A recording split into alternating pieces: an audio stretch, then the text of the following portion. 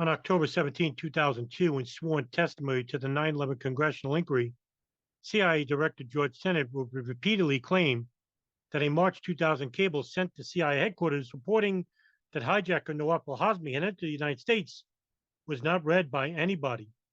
The FBI was not notified of the fact that an al-Qaeda operative now was known in March of the year 2000 to have entered the United States. Why did the CIA not specifically notify the CIA? That's my question. The FBI. Sir, if we weren't aware of it, when it came into headquarters, we couldn't have notified them. Nobody read that cable in the March timeframe. So that the cable that said that Hazmi had entered the United States came to your headquarters, nobody read it. Yes, sir. It was an information-only cable from the field, and nobody read that information-only cable. Should it have been read? Yes, of course, in hindsight. And should it have been read at the time? Of course it should have been read. All right. My question is, do you know who should have read it? I don't know that, sir. Former counterterrorist Center Director Cofer Black will also claim that the cable wasn't read. However, a later investigation by the CIA Office of Inspector General will find that numerous CIA officers had actually read the cable shortly after it was sent.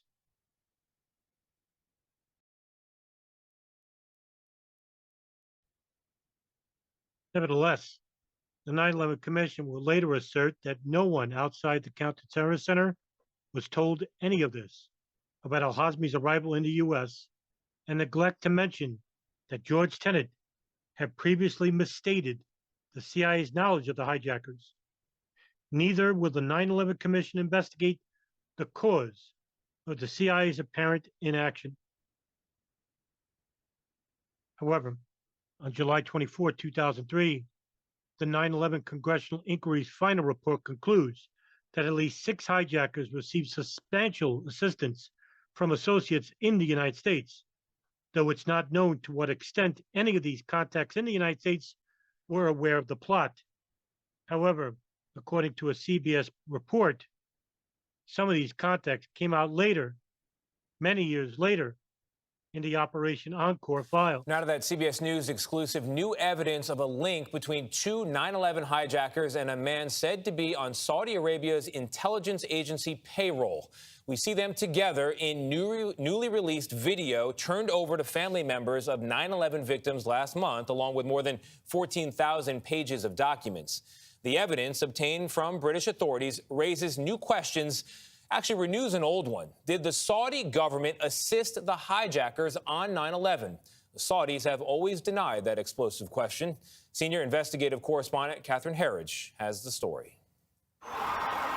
Less than 2 weeks after 9/11, these boxes of evidence containing personal notes and videos were seized by British police in Birmingham, England. Buried inside this home video from 2000, now being seen publicly for the first time.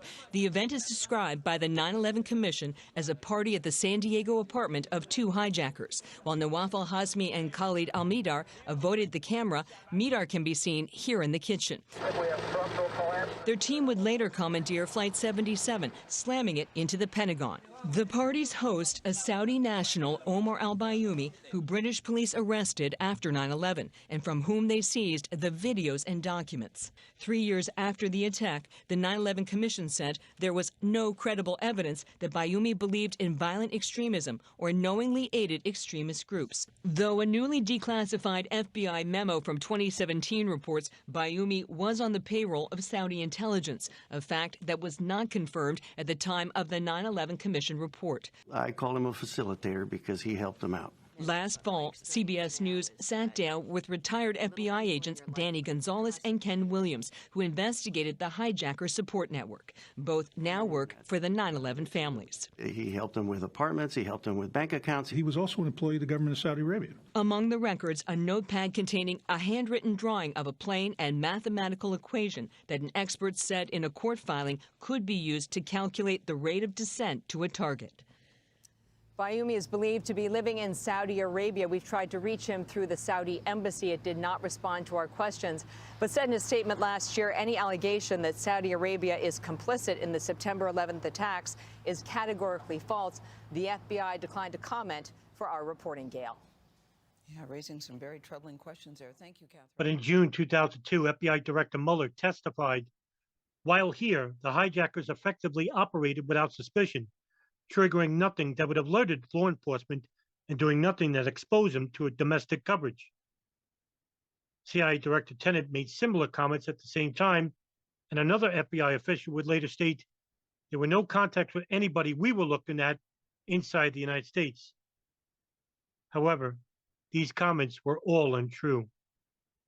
Because one FBI document from November of 2001, uncovered by the Congressional Inquiry, concluded that 6 lead hijackers maintained a web of contacts both in the United States and abroad.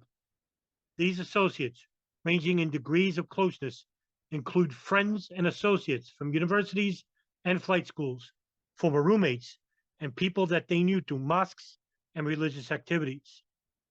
The declassified sections of the 9/11 Congressional Inquiry's final report showed that the hijackers had contact with Marmoon Darkanzali, Mohammed Haydar Zamar, Osama Basnan, Omar al-Bayoumi, Anwar al-Awlaki, Osama Sam Mustafa, Ed Salameh,